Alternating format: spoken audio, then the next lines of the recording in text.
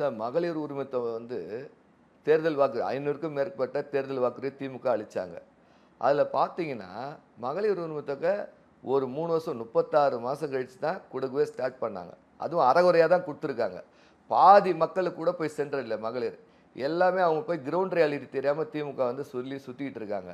பாதி இடத்துல அங்கங்கே போனால் மகளிர் காரி துப்புறாங்க திமுகவை. நிறைய இடத்துல அந்த உரிமை தொகை வந்து சேரலை. அப்போ 36 மாதம் தரலையே, 36,000 அந்த மக்கள் கேட்க மாட்டாங்களா?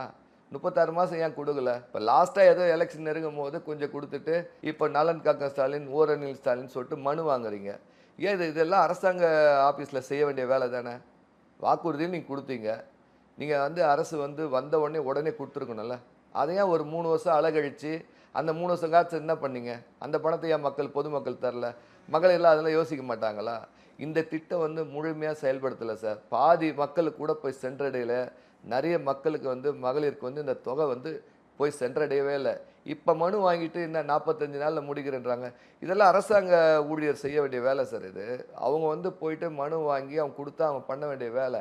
இதுக்கு வந்து ஒரு ஸ்டிக்கர் ஒட்டி ஒரு பேர் தான் வச்சுக்கிறாங்க. வாய்மொழியில் தான் இவங்க வந்து ஒரு திட்டத்தை போடுறாங்களே தவிர திமுக வந்து வெறும் வாய் சேவடால் சார்.